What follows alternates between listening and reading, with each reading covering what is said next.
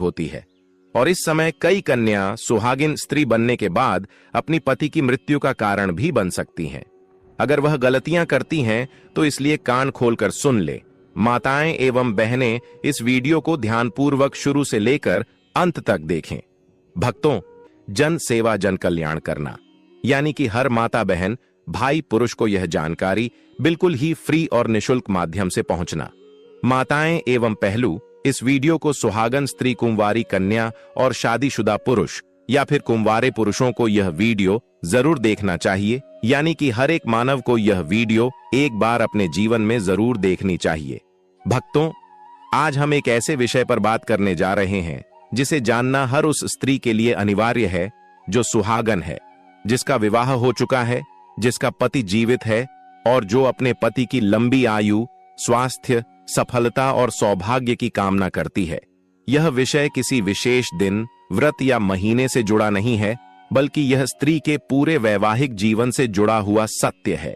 शास्त्रों में स्पष्ट कहा गया है कि विवाह के बाद स्त्री केवल अपने लिए नहीं जीती, बल्कि उसका हर आचरण, हर वस्त्र, हर गहना और हर श्रृंगार उसके पति के भाग्य, आयु और जीवन रेखा से जुड़ जाता है। इसी कारण शास्त्रों में सुहागन स्त्री के लिए कुछ गहनों को वर्जित बताया गया है। आज की आधुनिक महिलाएं फैशन, ट्रेंड और सुंदर दिखने की होड़ में बिना जाने समझे कुछ ऐसे गहने पहन लेती हैं जो बाहर से भले ही सुंदर लगते हों, लेकिन भीतर से पति के जीवन पर गहरा आघात करते हैं। यह कोई डराने वाली कहानी नहीं, बल्कि शास्त्रों, पुराणों, लोक मान्यताओं और ऊर्जा विज्ञान पर आधारित सत्य है। इसलिए आज की यह वीडियो हर सुहागन स्त्री, हर पति और हर परिवार को एक बार जरूर सुननी चाहिए। सुहागन स्त्रियों को भूलकर भी कभी भी पूर्ण सफेद रंग का वस्त्र या आभूषण नहीं पहनना चाहिए। अब यहां अधिकतर लोग सोचेंगे कि सफेद रंग तो शांति, पवित्रता और सादगी का प्रतीक होता है, फिर इसे अशुभ क्यों कहा गया है? शास्त्रों के अनुसार सफेद रंग त्याग, वैराग्य और वैधव्य का प्रतीक माना गया है। यही कारण है कि विधवा स्त्रियों को सफेद वस्त्र धारण करने की परंपरा रही है। जब कोई सुहागन स्त्री पूर्ण रूप से सफेद वस्त्र, सफेद साड़ी, सफेद सूट या सफेद आभूषण धारण करती है, तो वह अनजाने में अपने जीवन में वैधव्य ऊर्जा को आमंत्रित करती है। ऊर्जा शास्त्र कहता है कि वस्त्र केवल शरीर को ढकते नहीं, बल्कि शरीर के चारों ओर एक ऊर्जा क्षेत्र बनाते हैं। जब सुहागन स्त्री सफेद रंग धारण करती है तो उसका ऊर्जा क्षेत्र शून्यता, शोक और विरक्ति की तरंगें छोड़ने लगता है। यह तरंगें सीधे उसके पति के स्वास्थ्य, मानसिक स्थिति और आयु पर प्रभाव डालती हैं। शास्त्रों में यहां तक कहा गया है कि जो स्त्री विवाह के बाद बार बार पूर्ण सफेद वस्त्र पहनती है, उसके घर में धीरे धीरे प्रेम कम होने लगता है, पति पत्नी के बीच दूरी आने लगती है, पति को अचानक बीमारियां घेरने लगती हैं और बिना कारण जीवन में संकट आने लगते हैं। कई बार यह संकट इतने गहरे होते हैं कि स्त्री स्वयं को दोषी मानने लगती है, लेकिन तब तक बहुत देर हो चुकी होती है। इसीलिए शास्त्र स्पष्ट कहते हैं कि सुहागन स्त्री अगर सफेद रंग पहनना भी चाहे तो उसमें लाल, पीला, हरा या कोई भी शुभ रंग अवश्य मिला होना चाहिए। पूर्ण सफेद रंग केवल त्याग की अवस्था के लिए है, सुहाग की अवस्था के लिए नहीं। अब आगे बढ़ते हैं उसी पहले पॉइंट की गहराई में।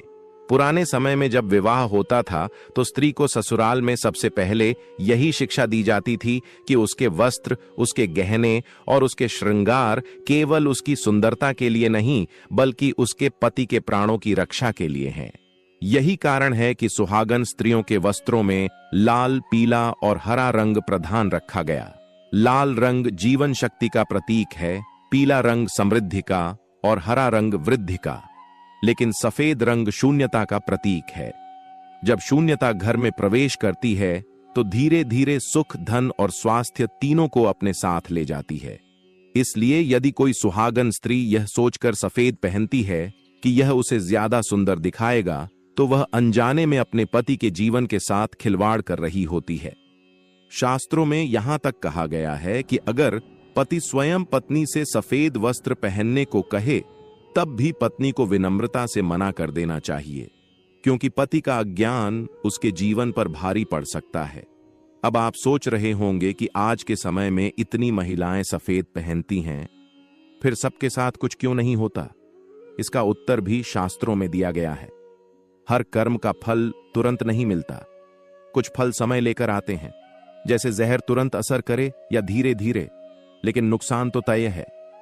इसी प्रकार अशुभ वस्त्र और अशुभ गहने तुरंत मृत्यु नहीं लाते, बल्कि धीरे धीरे पति के जीवन से सौभाग्य, स्वास्थ्य और सफलता को छीन लेते हैं। इसलिए समझदार वही है जो समय रहते सावधान हो जाए। सुहागन स्त्रियों को भूलकर भी कभी भी पैरों में सोने से बने गहने नहीं पहनने चाहिए, चाहे वह सोने की पायल हो, सोने की बिछियां हो, सोने की चैन हो, या आज के आधुनिक समय में फैशन के नाम पर पहनी जाने वाली कोई भी सोने की डिजाइनर एनकलेट क्यों न हो। यह बात सुनकर बहुत सी महिलाओं को अजीब लग सकती है, क्योंकि आजकल सोना संपन्नता, रुतबा और सुंदरता का प्रतीक माना जाता है। लेकिन शास्त्रों में सोने को देवी लक्ष्मी और कुबेर महाराज का स्वरूप कहा गया है, और शास्त्रों में यह भी स्पष्ट लिखा है कि जो वस्तु देवताओं के स्वरूप का प्रतीक हो, उसे पैरों में धारण करना महापाप की श्रेणी में आता है। शास्त्रों में शरीर का सबसे निचला और अपवित्र अंग माना गया है, क्योंकि पैरों से हम धरती को रौंदते हैं, गंदगी में चलते हैं, और नकारात्मक ऊर्जा सबसे पहले पैरों के माध्यम से शरीर में प्रवेश करती है। ऐसे में जब कोई सुहागन स्त्री सोने जैसे पवित्र और देवी लक्ष्मी से जुड़े धातु को पैरों में धारण करती है, तो वह अनजाने में लक्ष्मी तत्व का अपमान करती है। यह अपमान केवल धन हानि तक सीमित नहीं रहता, बल्कि इसका सीधा प्रभाव पति के जीवन, उसके पुरुषार्थ, उसके आत्मसम्मान और उसके स्वास्थ्य पर पड़ता है। यज्ञ शास्त्रों में कहा गया है कि पति स्त्री का भाग्य होता है और स्त्री पति का सौभाग्य होती है। जब स्त्री अपने पैरों में सोना पहनती है, तो वह अपने सौभाग्य को अपने ही पैरों तले कुचलने का कार्य करती है।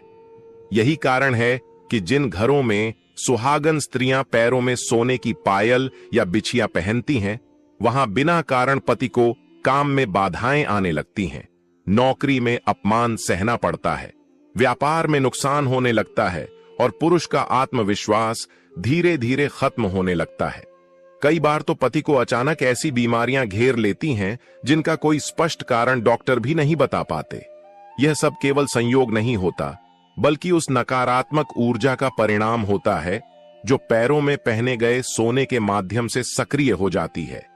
प्राचीन समय में आपने कभी किसी शास्त्रज्ञ स्त्री को पैरों में सोना पहने नहीं देखा होगा। वे चांदी की पायल और बिछियां पहनती थीं, क्योंकि चांदी को चंद्र तत्व से जोड़ा गया है, और चंद्र तत्व शीतलता, संतुलन और भावनात्मक स्थिरता देता है। चांदी शरीर की नकारात्मक ऊर्जा को बाहर निकालती है, जबकि सोना ऊर्जा को संचित करता है। अब सोचिए, जब पैरों में सोना पहना जाएगा तो पैरों से आने वाली नकारात्मक ऊर्जा सीधे सोने में संचित होकर पूरे शरीर में फैल जाएगी, और सबसे पहले उसका असर पति पत्नी के रिश्ते और पति के जीवन पर पड़ेगा। यही कारण है कि शास्त्रों में स्पष्ट चेतावनी दी गई है कि सुहागन स्त्री को पैरों में सोना पहनना पति के प्राणों के लिए घातक हो सकता है। आज के समय में कई महिलाएं यह तर्क देती हैं कि हम तो वर्षों से सोने की पायल पहन रही है, हमारे पति तो जीवित हैं। लेकिन शास्त्र कहते हैं कि मृत्यु केवल शरीर के समाप्त होने का नाम नहीं है। जब किसी व्यक्ति का आत्मबल, स्वास्थ्य, सफलता, सम्मान और सुख धीरे धीरे खत्म होने लगे, तो वह भी एक प्रकार की मृत्यु ही होती है। सोने को पैरों में पहनने से पति का तेज कमजोर होता है, उसका निर्णय लेने की शक्ति घटती है, वह जल्दी चिड़चिड़ा हो जाता है और कई बार शराब, क्रोध या गलत संगति की ओर आकर्षित होने लगता है। ये सब उस स्त्री के कर्मों का परिणाम होता है जो अज्ञानवश पैरों में सोना धारण करती है। शास्त्रों में यहां तक कहा गया है कि अगर पति स्वयं प्रेम में आकर पत्नी को सोने की पायल या बिछिया उपहार में दे दे, तब भी सुहागन स्त्री को उसे पहनने से मना कर देना चाहिए। यह मना करना पति का अपमान नहीं, बल्कि उसके जीवन की रक्षा करना है। जो स्त्री अपने पति के जीवन को समझती है, वह कभी भी फैशन, समाज या दिखावे के लिए उसके प्राणों से समझौता नहीं करती। अगर पैरों में गहने पहनने ही हैं, तो चांदी पहने, लोहे या तांबे से बने पारंपरिक गहने पहने, लेकिन सोना कभी नहीं यह भी कहा गया है कि जिन स्त्रियों के घर में लगातार आर्थिक तंगी, पति की नौकरी में रुकावट, बार बार कर्ज, मानसिक तनाव और पारिवारिक क्लेश रहता है, उन्हें सबसे पहले अपने पैरों के गहनों की जांच करनी चाहिए। कई बार बड़े बड़े उपाय, पूजा पाठ और व्रत भी तब तक फल नहीं देते जब तक यह मूल दोष दूर नहीं किया जाता। इसलिए यदि कोई सुहागन स्त्री वास्तव में अपने पति की लंबी आयु, सफलता और सम्मान चाहती है, तो उसे आज ही यह प्रण लेना चाहिए कि वह कभी भी पैरों में सोना धारण नहीं करेगी। सुहागन स्त्रियों के लिए सबसे बड़ा और सबसे संवेदनशील गहना दोष सिंदूर और मंगलसूत्र से जुड़ा हुआ है, क्योंकि यह दोनों केवल आभूषण नहीं है, बल्कि पति के प्राण, आयु, तेज और सौभाग्य के प्रत्यक्ष प्रतीक माने गए हैं। शास्त्रों में स्पष्ट कहा गया है कि जिस क्षण विवाह संपन्न होता है, उसी क्षण स्त्री के जीवन की धुरी बदल जाती है, और उस परिवर्तन की सबसे पहली और सबसे पवित्र निशानी होती है मांग में भरा हुआ सिंदूर और गले में धारण किया गया मंगलसूत्र। अब यहाँ सबसे बड़ी गलती आधुनिक समय की सुहागन स्त्रियां यह कर रही हैं कि वे या तो सिंदूर लगाना छोड़ देती हैं या मंगलसूत्र को केवल एक फैशन एक्सेसरी समझकर कभी पहनती हैं और कभी उतार देती हैं। शास्त्र कहते हैं कि यह गलती साधारण नहीं बल्कि अत्यंत घातक है, क्योंकि जैसे ही सुहागन स्त्री बिना कारण सिंदूर लगाना छोड़ती है या मंगलसूत्र को गले से अलग करती है, उसी क्षण उसके पति की जीवन रेखा पर नकारात्मक प्रभाव पड़ना शुरू हो जाता है। सिंदूर को अग्नि तत्व का प्रतीक माना गया है और यह अग्निपति के जीवन में ऊर्जा, साहस, पुरुषार्थ और रक्षा कवच का कार्य करती है। जब स्त्री सिंदूर नहीं लगाती तो यह अग्नि धीरे धीरे बुझने लगती है और पति के जीवन में आलस्य, रोग, दुर्भाग्य और असफलता प्रवेश करने लगती है।